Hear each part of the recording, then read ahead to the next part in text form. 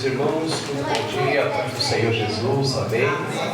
Graças a Deus, graças a Deus. Nós estamos aqui em mais uma aula da nossa missão, que eu considero como uma faculdade teológica, porque é um princípio de um fundamento inspirado, outorgado, abenigado, abençoado e dado de Deus à igreja, para que a igreja possa absorver as questões bíblicas, aprender, simplificar, ampliar os teus caminhos perante o Senhor, né? Então, quando nós trocamos as nossas informações, nós abrimos a porta do Evangelho para que seja pregado com graça, entendimento, sentimento, conhecimento e o que? Ousadia no conhecer, a dose do teu Espírito Santo, que é sobre a igreja, né? A igreja. Então a igreja, quando ela está toda ela envolvida nos princípios cristãos, a igreja ela se torna uma igreja avançada, fortalecida, ela é incendiada no mesmo propósito, que é o quê? Ide, pregar, anunciar, avisar que Jesus está voltando.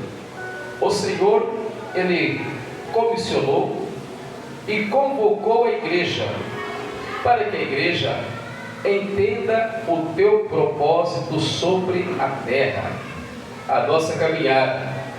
E a nossa caminhada, quando nós vamos entender que o crente, o bom crente, o crente fiel, ele sempre tem um sentimento que ele caminha assim: sou peregrino na terra, distante estou do meu lar, minha alma nela espera que Cristo vem me buscar.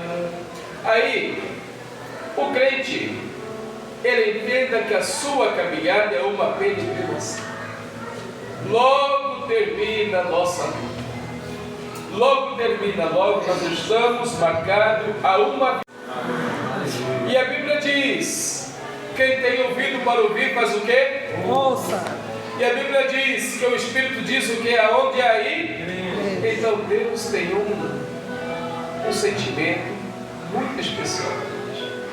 Então, quando nós entendemos isso, a nossa vida se torna melhor para todos. Os nossos relacionamentos com o Senhor, Ele trabalha de forma mais ajustada. Amém? Amém. Hoje nós temos aqui o nosso casal de pastores, né? Lá da Bahia, de Salvador, que é os pais da irmã Cássia, né? Que está aqui. Em nome de Jesus. Amém. Já deram bem-vindo para vocês? Amém. Já cumprimentou o pastor? Já deu bem-vindo a ele? Amém. É o sogro do irmão Roberto, né? É o pai de irmã Cássia. Me lembro do irmão. Meu Deus. Sejam bem-vindos, meus irmãos. Amém? Em nome de Jesus. Vamos aqui para a nossa introdução. A primeira viagem missionária do apóstolo Paulo está registrada em Atos 13 e 14. Logo após serem separados pelo Espírito Santo. Atos 13, 2 e 3. Paulo e Barnabé, guiados pela direção divina, iniciaram a obra que o Senhor lhes confiou. A jornada durou cerca de 2 anos, entre 46 e 48 depois de Cristo. Neste período, Paulo, acompanhados por João Marcos, partiram de Antioquia, da Síria, seguiram para Chipre, terra natal de Barnabé. Avançaram pela Ásia Menor, anunciando o Evangelho em Antioquia, da Pisídia, Icônio, Listra, Derbe. Toda a missão tinha o alvo claro: alcançar os gentios e revelar que o plano de Deus abraça todas as nações sob a luz de Cristo. E esse é o assunto que veremos nesta lição tão abençoada. Amém. Então, queridos, quando nós começamos a entender o propósito da igreja, a igreja que tem o quê? Um alvo, um propósito, e ela persevera nesse propósito. A igreja, ela persevera no propósito. Ela tem o quê? Algo muito para expandir. Aqui em Atos 1,14, nós vamos ver que todos estes perseveravam unanimemente em oração e súplicas com as mulheres e Maria, mãe de Jesus, e com seus irmãos. Agora, este propósito aqui, por quê? A experiência que a igreja precisa de ter. Qual é o alvo que a igreja tem que alcançar? Qual é o alvo que a igreja precisa de ter, sentir? Qual é o caminho que ela tem que levar? Porque a igreja, ela não pode jamais chegar em algum lugar sem um alvo. A igreja jamais pode chegar em algum lugar sem um propósito. Essa união, ela chama de um propósito do que? Jejum, oração, consagração. Porque nós temos algo para apresentar diante do Senhor. E quando nós temos algo para apresentar diante do Senhor, nós vamos o quê? Viver a igreja missionária. Viver a igreja que é obra, que atende o seu chamado. A igreja que ela não desperta para um propósito de oração. Esse propósito ele comunica a quem? Todos os irmãos a estarem presentes, unidos, reunidos, juntos, para o quê? Nós oramos por uma causa única. Por quê? Levar Jesus fora das paredes, levar Jesus para as ruas, para as casas, cidade, onde quer que esteja. Já pensou em alcançar seu vizinho? Já pensou em alcançar a rua da tua casa? Já pensou em alcançar aqueles que estão do teu lado, que ainda não foram alcançados? Então, irmãos, a igreja para a obra que o tem chamado. Nós vamos entender aqui, que aqui, Atos dos Apóstolos, capítulo 13, na igreja que estava em Antioquia, havia alguns profetas e doutores, a saber, Barnabé, Simeão, chamado Níger, Lúcio, Sirineu e Maném, que foram criados com Herodes, o tetrarca Saulo, e servindo a eles ao Senhor, jejuando, e disse: o Espírito Santo aparta-me a Barnabé e a Saulo para a obra que os tenho que chamar. Então, chamado, quem tem chamado, entenda o quê? Que esse chamado que ele tem que ser alcançado como? Com experiências espirituais, experiências com o céu, chamado, vida, Bíblia, vigilância, desejo, clamor, evangelismo, oração, vigília, jejum, obra, ação. Nenhum chamado ele tem um vazio, porque um chamado ele é composto por quê? Por uma obra que o Senhor separa. E essa obra que o Senhor separa, ele vos enche, ele vos dá, ele coloca você para ter experiências com ele, visão, revelação, cura, batido com o Espírito Santo. Imagina como que nós vamos pregar tanto esse Jesus,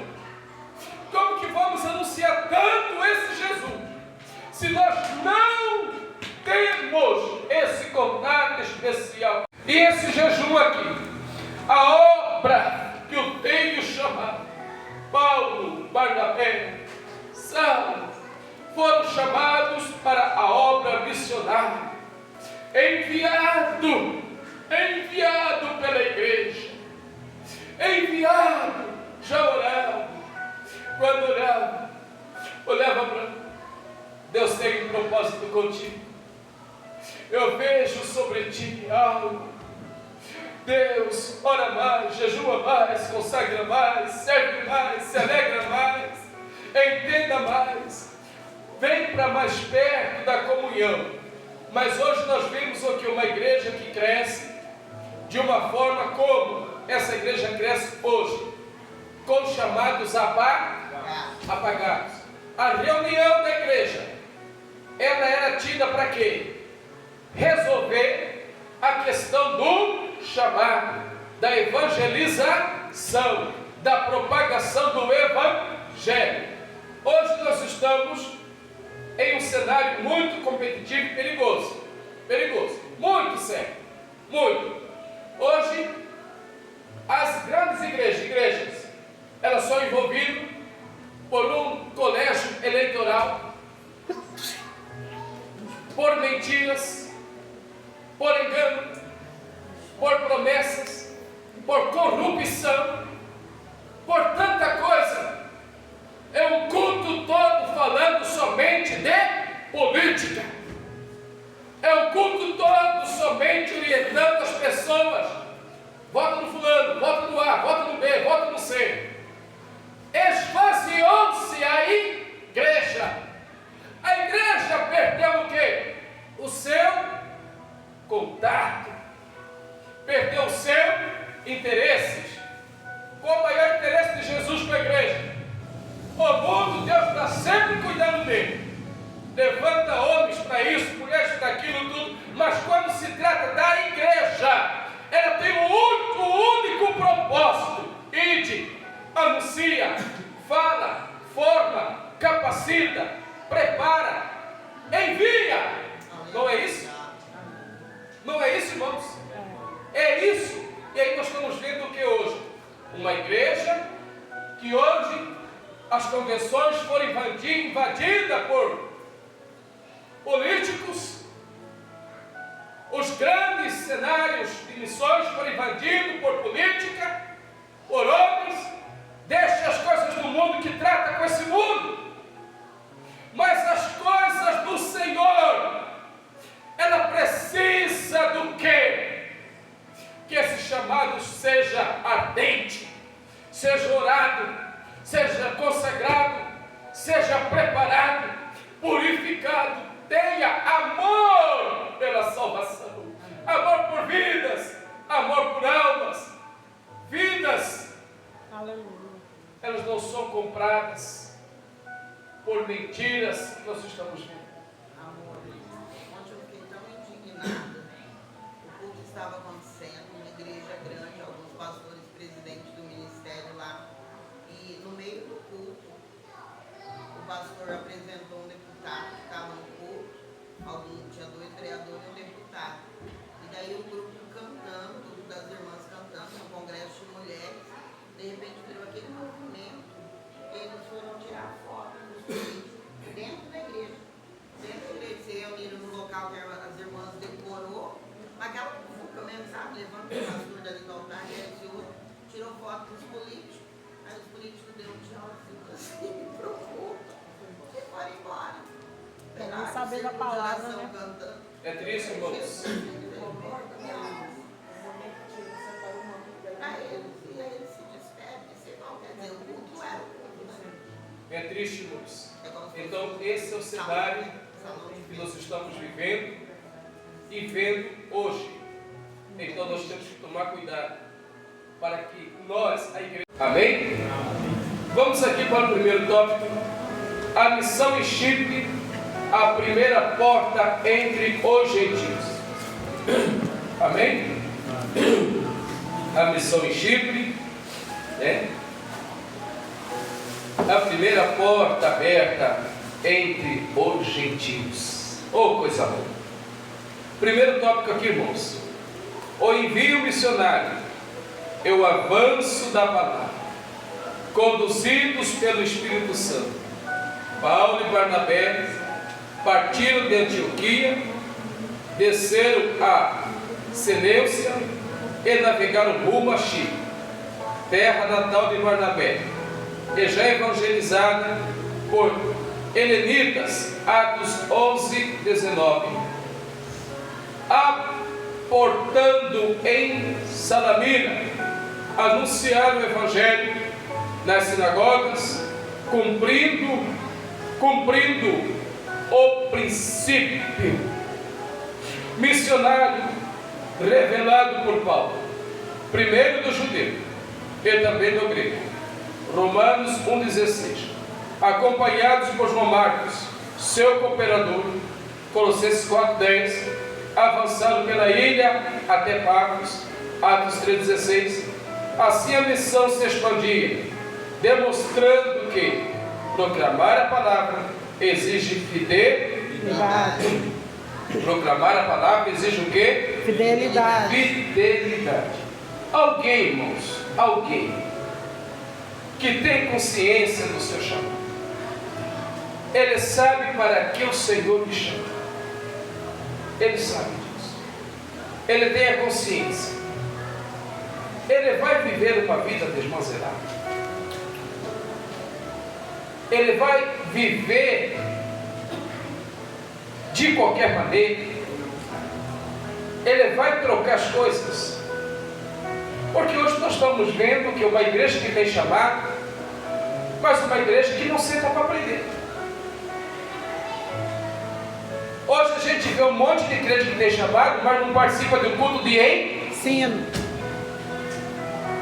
Hoje a gente sabe um monte de crente que tem chamado, mas não tem um projeto de oração.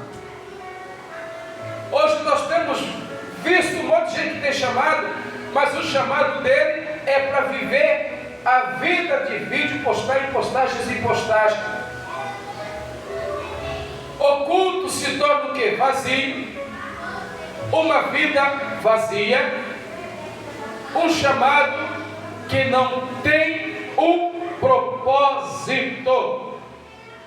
E quando nós não entendemos que esse propósito para que o Senhor chamou, aqui em Atos 11, 18, eu ouvi dessas coisas, apaziguaram e se glorificaram a Deus, dizendo: na verdade, até os gentios Deus deu o arrependimento da vida. Tem um coração que o Senhor não pode tocar? Tem alguém que o Senhor não pode chamar? O discurso de Pedro aqui, ele silenciou todas as objeções que estava tendo. Por quê? Deus aqui já tinha batizado Jesus Santo. Atos 10, 45. Atos 10, 45, por favor. Se maravilharam os fiéis que eram de circuncisão, todos quantos tinham vindo com Pedro, de dom do Espírito Santo se derramasse sobre, de que o dom do Espírito Santo se derramasse sobre cada gentil. Aleluia! Então a palavra que pregar e que se prega, ela tem que ter o quê? Uma receita de acompanhamento. De acompanhamento. Não é, missão? Ela tem que ter uma receita de acompanhamento. O vaso cheio, vaso compromisso, vaso instruído na palavra, vaso obediente, vaso certo, vaso que ouve, vaso que o quê? Aqui se alegra por quê? Por uma vida, por uma alma, preocupa e responsabiliza. E aí, irmãos, agora nós entendemos aqui, precisamos de cumprir o que está aqui em Atos 10, 38. Atos 10, 38. Olha aqui, o próprio Deus ungiu a Jesus Nazaré, como o Espírito Santo, e com virtude, ou como andou fazendo bem, e curando todos os oprimidos do do dia, porque Deus era com Ele. E agora? Jesus, ungido por Deus, o Espírito Santo sobre Ele. E como que nós vamos viver uma vida vazia? Como que nós vamos, como que uma missão vai se sustentar se ela não tiver um propósito divino? Chamados. Tem gente que quer ir, mas ele não é chamado. Tem gente que vai pela aparência. Tem gente que vai pelos bens. Tem gente que quer fazer missão pelo carro. Tem pessoas que querem fazer missão, mas não quer ser experimente. Tem gente que quer fazer missão, mas nunca fez missão no culto ao livre. Tem gente que quer fazer missão, mas nunca ganhou uma alma. Não sabe o desejo, a receita, a essência, a alegria, a graça, o sabor de ganhar uma alma. Aleluia. A receita do bolo tem que ter os ingredientes. E quais são os ingredientes para o crente?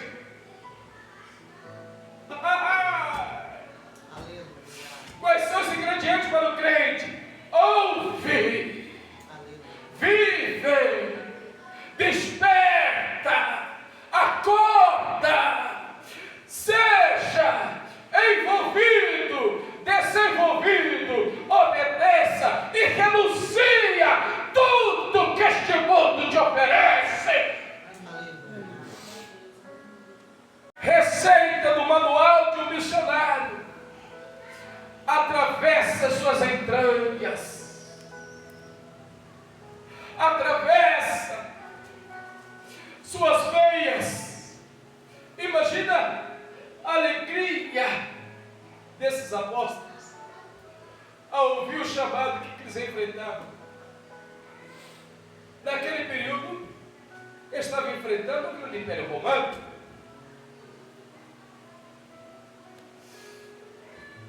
Enfrentava-se a Ásia Menor. Enfrentava a espada.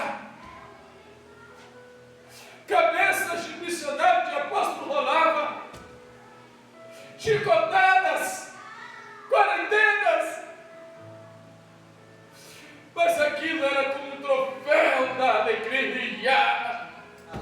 O sofrimento compungia.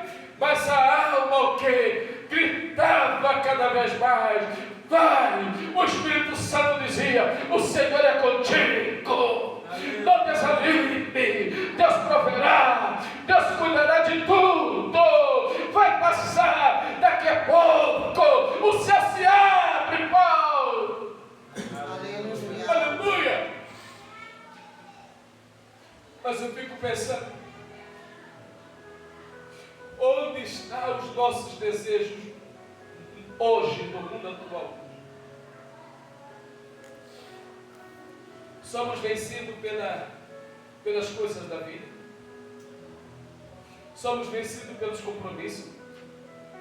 Sim. Não é que você é mau crente, não, irmão. Não é isso. Não é que a pessoa é mau crente, né? Somos vencidos pela canseira. O mal do século desse tempo: depressão, ansiedade, doenças cardiovasculares, diabetes, o avanço da desobediência, o avanço da descredibilidade, o avanço que é da divisão. A igreja cresce um pouco, divide. A igreja cresce um pouco, racha em 4 vezes. Verdade. Alguém quer comentar, por favor? Missionária, por favor, sobre esse assunto.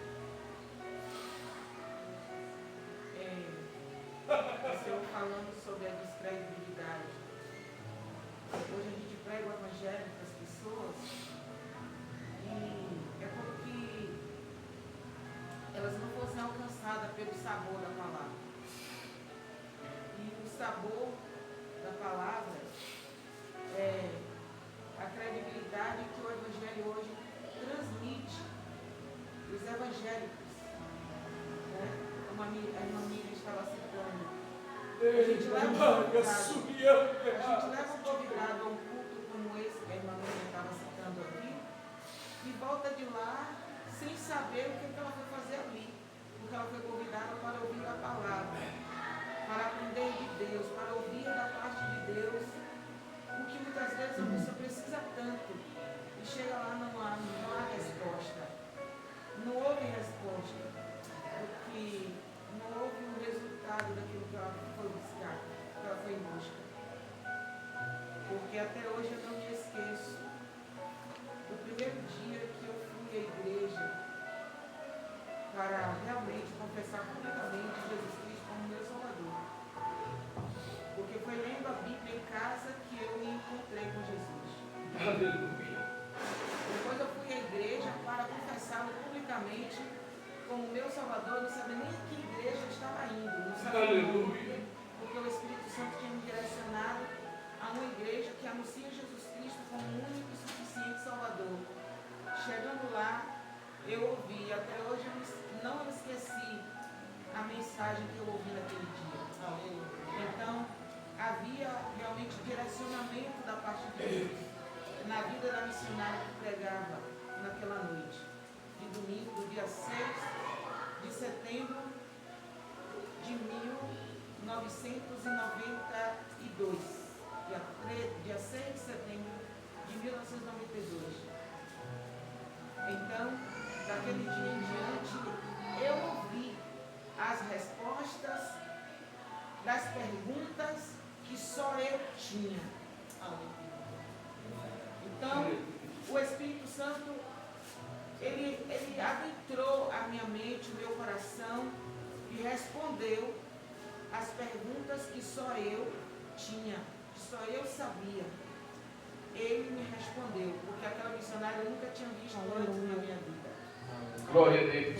Então eu vim para casa com as respostas das perguntas que eu tinha e que eu precisava. Eu voltei para casa na certeza de que Deus fala. Aleluia. Aleluia. Coisa boa. Isso foi o que? Há 35 anos. 34 anos de grande casa está com 35. Agora em setembro eu faço 34 anos que isso aconteceu. Glória a Jesus. Muito obrigado. Bem, agora, irmãos, preste só atenção aqui. Em 2 Cartas, o apóstolo Paulo a Timóteo, capítulo 3, concluindo sobre a receita do chamado, em versículo 16 e 17, 2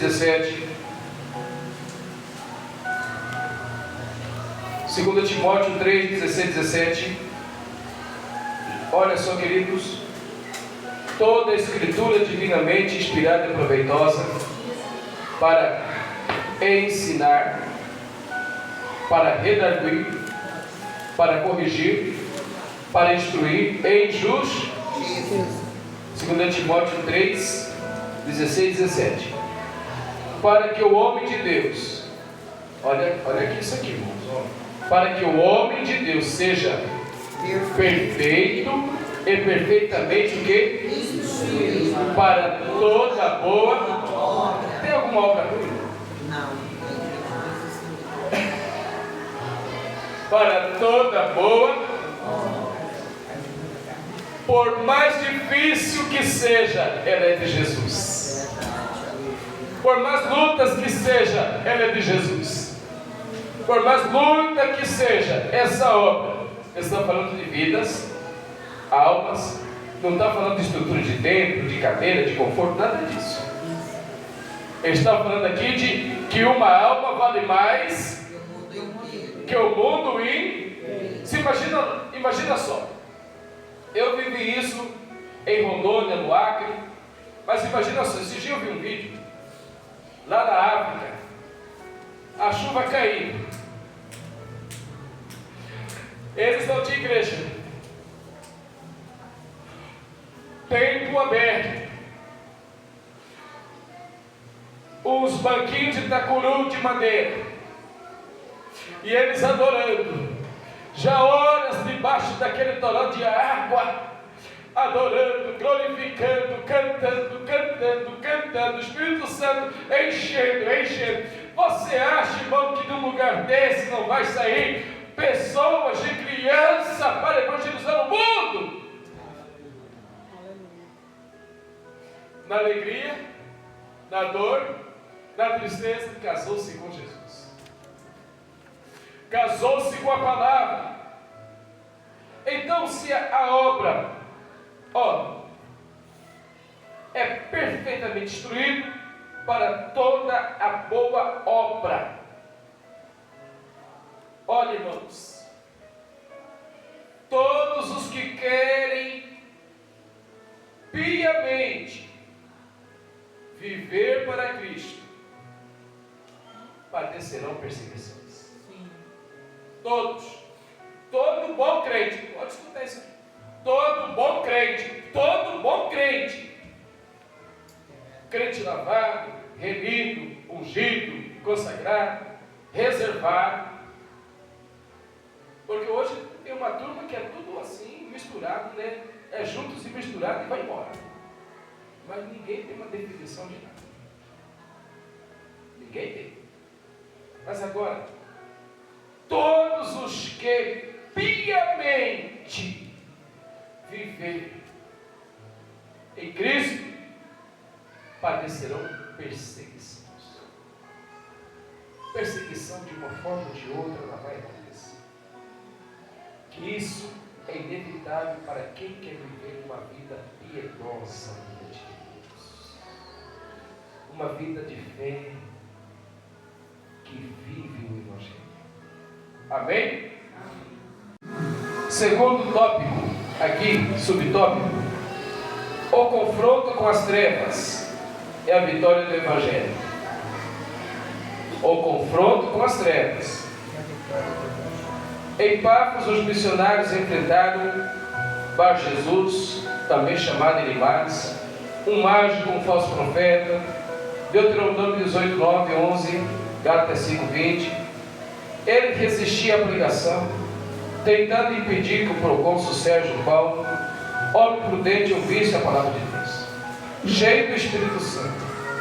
Ele repreendeu com autoridade, declarando o juízo divino. A cegueira que atingiu confirmou o poder do Evangelho. Ele levou Sérgio Paulo a crer, maravilhado com a doutrina do Senhor. Onde a luz resplandece, as trevas recuam. Recuam, irmãos, confiando no poder transformador do Evangelho. Irmãos, isso aqui é tão sério, fé na igreja, que muitos estão tendo medo de tudo, está vivendo um pasmo, um medo de tudo. Deu terremoto ali, é medo, deu negócio, é medo, mas tudo está escrito que vai acontecer. Aí então imagina só, o Evangelho que se prega, nós enfrentamos primeiramente o quê? As obras das trevas. Você enfrenta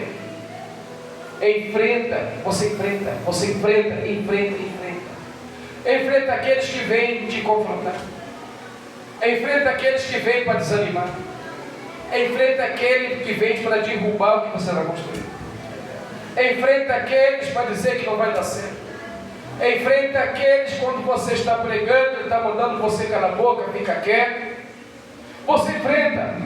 Mas meus irmãos, nós temos que entender que os apóstolos também passaram por isso, Jesus passou por isso, enfrentaram situações perigosíssimas, enfrentaram as trevas, batalhas, enfrentaram.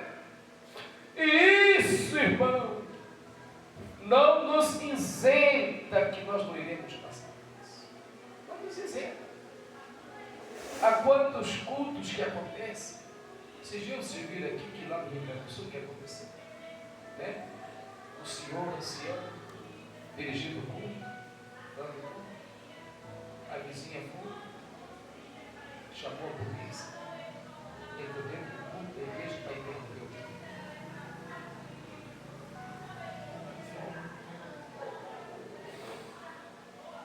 E nós temos que estar preparados. Temos que estar preparados. Você imagina só o que pode acontecer. Você está pregando aqui. Presta atenção. Sou pastor da igreja. De repente estou pregando aqui. De repente seja uma ordem judicial aí, leva o pastor preso. Primeiro, a primeira coisa que a igreja vai fazer é o quê? Escandalizar o nome do pastor.